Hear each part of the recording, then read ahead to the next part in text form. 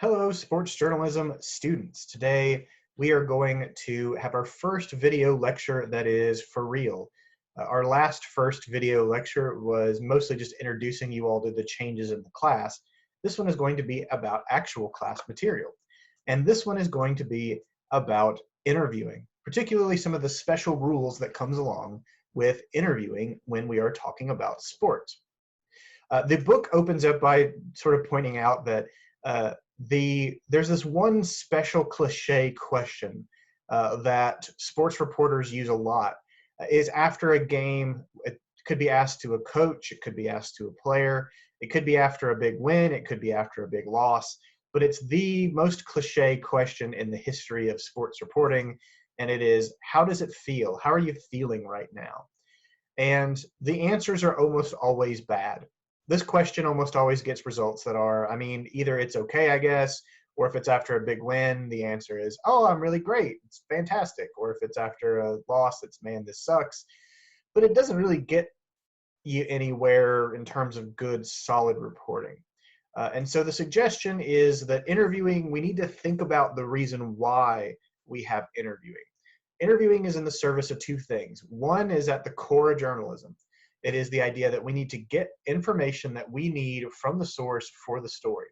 Maybe it is how they're feeling, but we need to work around better ways of asking that question.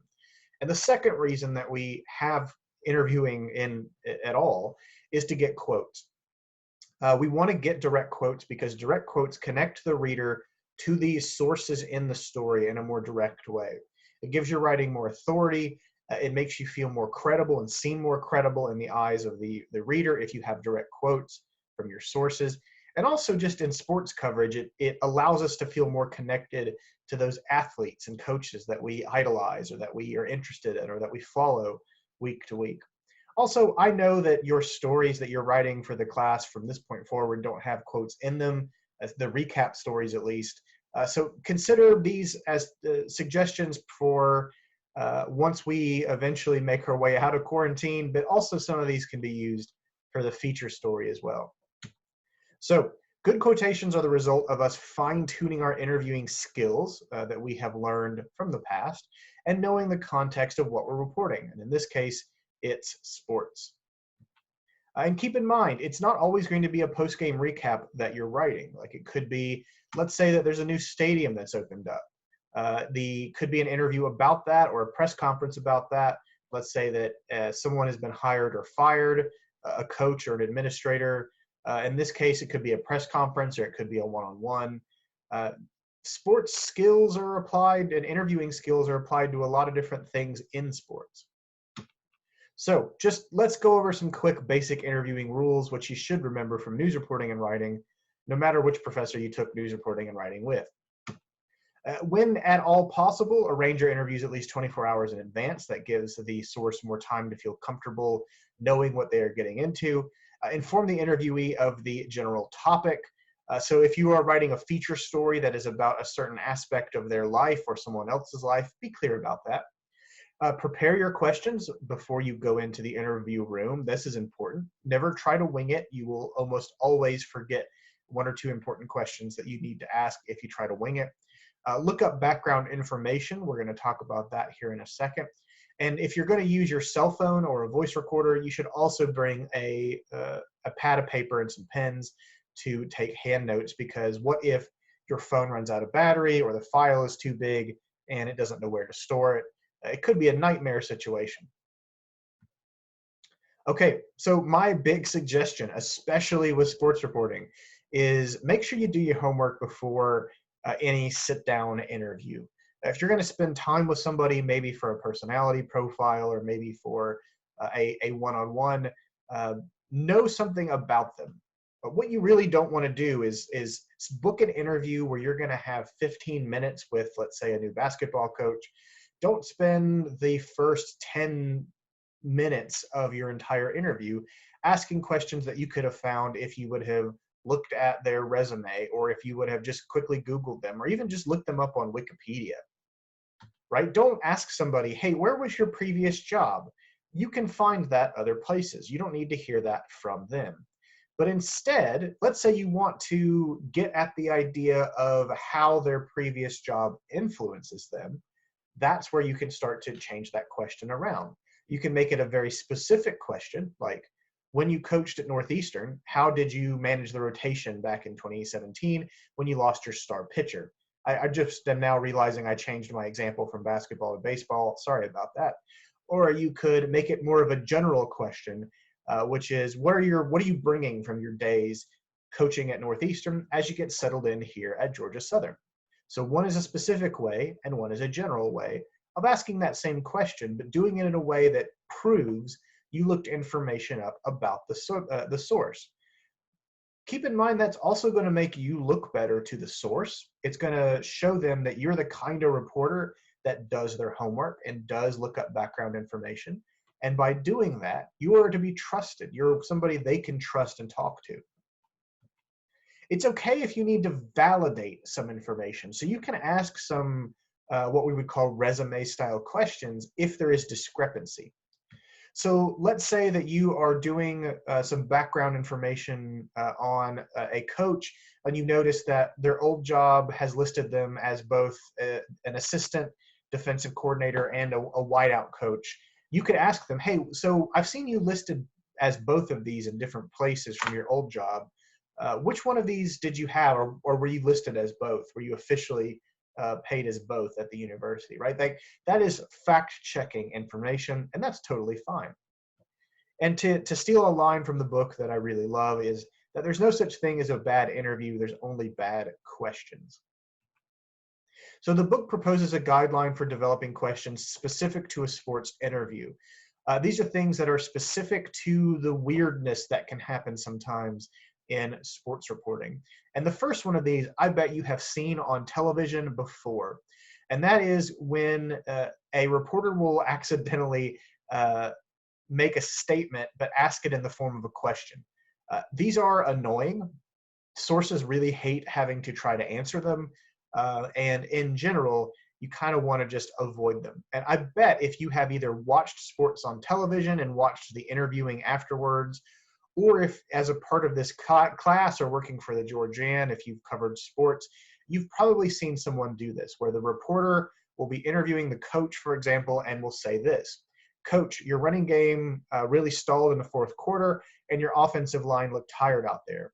Now notice this sentence ends in a period, not a question mark, which means that this is not actually technically a question. This is just the reporter saying something and then kind of hoping that the coach will respond to it. And a lot of the times the coaches and players will throw you a lifeline, but they're not exactly happy about it. A lot of the times they will just treat it like a question and keep asking, but they don't have to do that. And sometimes they don't. And when they don't, they usually will ask, well, what was the question there? And when they do that, everyone will laugh at you, and you'll be the reporter that got caught doing that. And yeah, you don't want to be that person. Now, I have a feeling that a lot of the times people do this, sports reporters do this, because it softens what otherwise is a very pointed, difficult question. And you do that as a sports reporter because you're worried that the coach or the player is going to get mad at you for asking a very pointed question. Don't worry about that. They understand that their job is to coach and your job is to report on it. They will almost never get mad at you for asking a pointed question, but if they do, it's not your fault. So instead of doing that statement thing, just flat out ask the question: Coach, why did your running game produce only 4 yards in the fourth quarter? Yeah, it might make the coach a little upset that you're asking a question about their failures and their team's failures, but that is so much more honest, so much more direct, and you're going to get much better quotes as a result of it if you are asking it as an official question and not just a statement. All right, step 2. The book suggests that you use close-ended questions for verification only, and everything else you should usually leave open. So for example, if you have a player on a team that has had an injury, asking, Coach, was Green's injury a partial or full ACL tear? That is asking a very specific question. And it is asking it in a way that will get you a very specific answer. So this is something where it's a closed-ended question because there is a single factual correct answer to it. And you are at times going to need to ask those very specific questions. But when you use closed-ended questions for verification, you need to avoid falling into the yes-no trap, or avoiding situations where a coach or player doesn't really want to be talking to you. So for example, if you ask the question, did your offense have a difficult time adjusting to their zone defense in the second half? If a coach is in a bad mood, they could just answer that question, yes, and they can move on. If they do that, you are absolutely shit out of luck for quotes. What are you going to put in a direct quote in your story? You can't just put quotation mark, yes, period, quotation mark. That won't work. So open-ended questions are kind of everything in sports reporting because you're trying to get their feeling and their opinion and their perspective out of them as sources. So you can ask that question differently. You can ask that question as, what difficulties did their zone defense give your offense in the second half? That way, they have to think about it and they have to answer with something other than yes, no. You also want to avoid open-ended questions where you limit the source's responses. What this means is don't give them options unless you absolutely need to. So a question like, do you prefer coaching, or do you prefer coaches with loose coaching styles or coaches who are very strict? Let's say you're asking this to an incoming player. The problem is that you've just created a multiple choice question where they're not going to think about the answer out of the box. They're going to think about the answer only in terms of the options you provided them. It's so much better to ask an open-ended question like this. What kind of coaching style do you like playing under? When you ask it like that, your answer is much more likely to be honest, and it also usually leads to a better quote. And step 3, don't ask leading questions.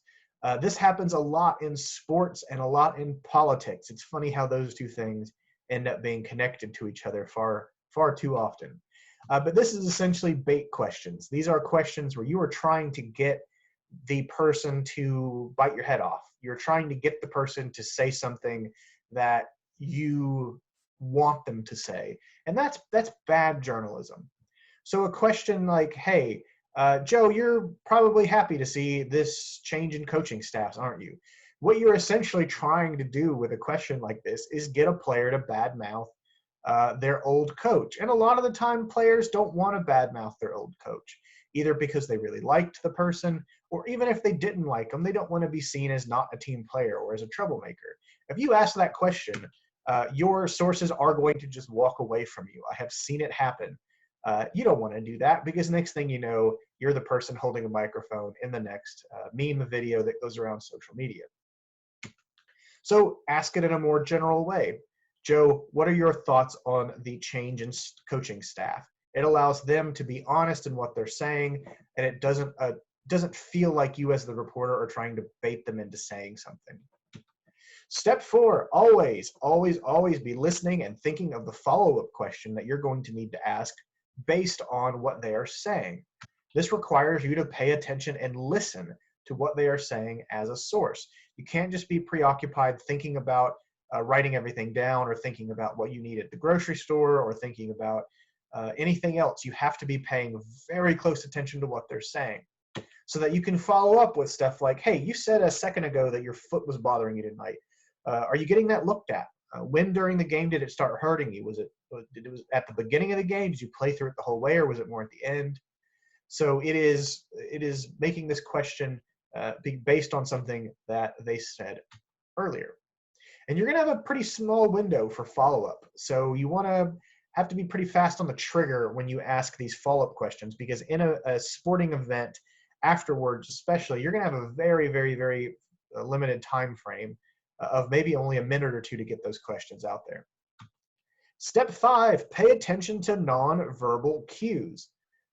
So when you are interviewing someone in sports, aside from just listening to what they say for the follow-up questions, pay attention to their nonverbal stuff, right? Are they beaming? Are they really happy?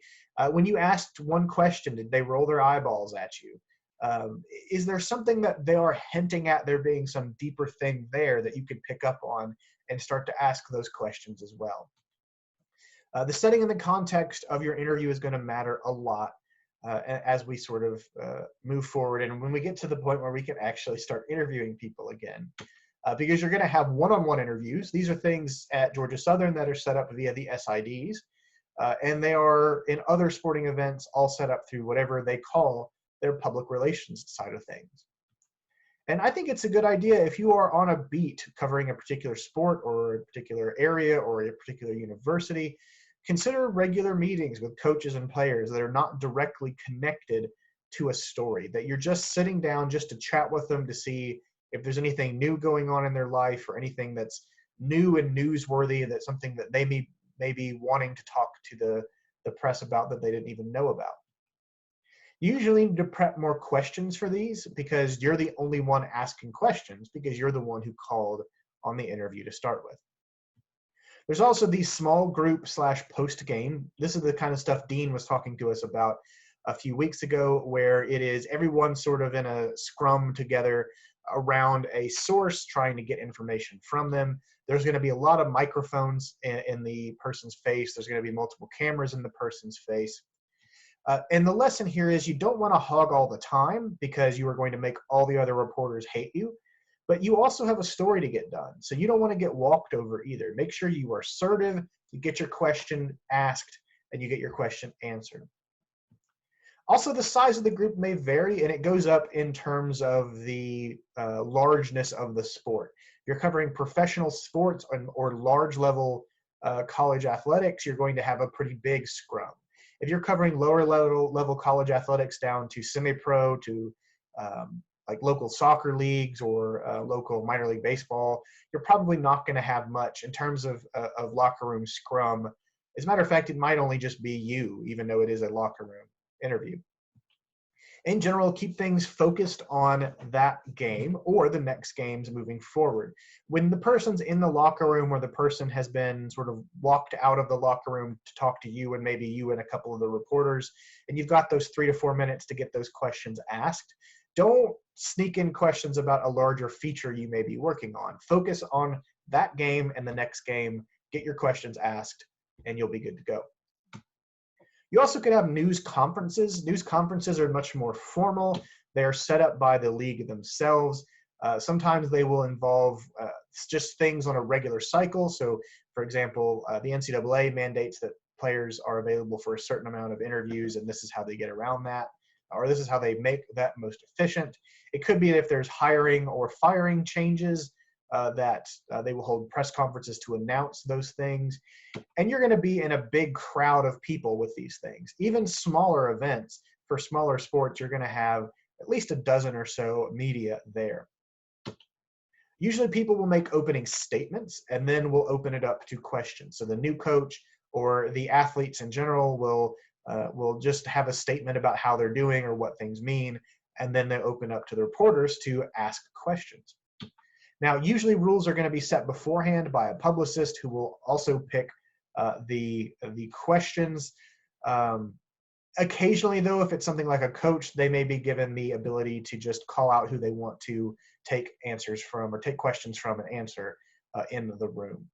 Something to be sort of mindful of is that if you think you have a scoop, if you think you have some piece of information that no other news agency has, and this is going to be a nice big breaking story for you or an investigative story for you, be careful about how you ask questions at a press conference about that, because everyone in the room can hear what your questions are. If you ask a question that sort of hints that you have something, you may be tipping that story off to all of the other reporters who will then also have that story. So get what you need. The publicist can end it at any time.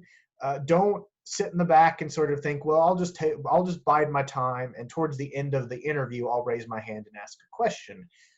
The publicist could, after 2 questions, say, all right, this is done. This press conference is over. Everyone go home, in which case you sort of lost your shot.